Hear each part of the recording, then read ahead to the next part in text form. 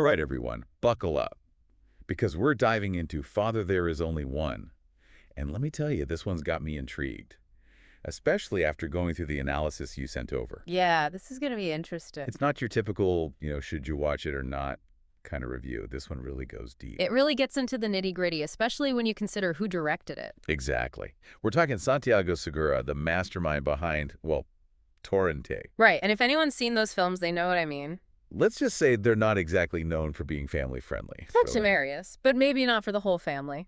So to hear that this film, Father There Is Only One, marks a bit of a departure for him, that's what's got me hooked. It's a definite shift in tone, for sure. The source points to it as a conscious decision on Segura's part, aiming for a broader appeal, something the whole family could enjoy. Makes sense. Gotta love a good career move, right? Right, trying to expand that audience a little. But the big question is, can he pull it off? Can someone known for such a, let's just say, unique brand of humor really switch gears and make something universally funny? Well, the analysis seems to think so. It argues that Father There Is Only One finds its humor in something we all know and love. Good old-fashioned family dynamics. Tell me more, what are we talking here? You know those classic situations? The overwhelmed parent, the chaotic household, sibling rivalry, the kinds of things pretty much every family can relate to. I mean, it's true. It's like they say the more things change, the more they stay the same. Yeah. Especially when you're talking about family life, right? Exactly. Those everyday struggles, they're universal. But I gotta ask, does the film just rehash those familiar tropes? Or does it actually bring something new to the table? We don't want to see the same old jokes, right?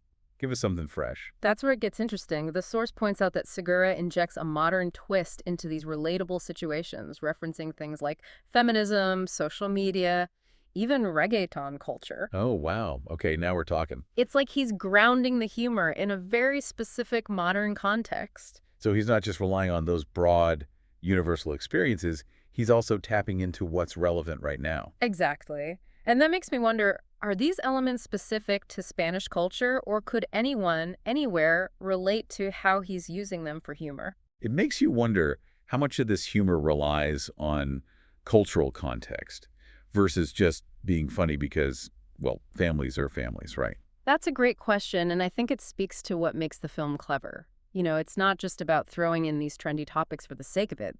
They're actually woven into the characters and the story itself. So it feels organic, not forced. Exactly. It's Well, less about making a grand statement about Spanish society and more about showing how families are experiencing these global trends, these conversations that are happening everywhere. right, like those universal experiences we were talking about, but with this added layer of, oh yeah, we're dealing with that now too. Exactly. It's relatable for a modern audience. Totally. Okay. Okay, but let's be honest. We can talk about themes and cultural insights all day, but when it comes to comedy, it really boils down to one question.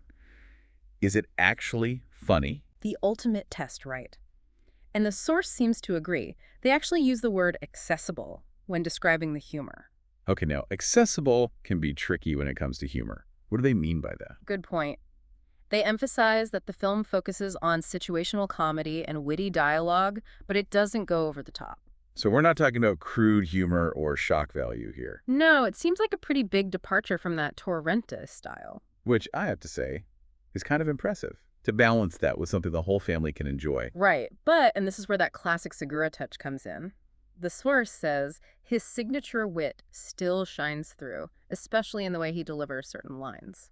Ooh, so we still get a bit of that trademark Segura flair. It seems so. Like he found a way to make it work with this new, more family-friendly approach. Do you have a specific example? Something from the source that gives a feel for how he does that? Here's a good one. Segura masterfully walks the line between heartwarming humor and subtle satire, particularly in his portrayal of Javier, the overwhelmed father. Okay, now that is a fantastic line. It really speaks to his versatility as a comedian. It makes you wonder, though, how much of the humor relies on understanding the cultural context or even the language. Could someone who isn't familiar with Spanish culture still find it funny, you think? That's the million-dollar question, right? And based on what the source is saying, it seems like the answer is yes. That's great.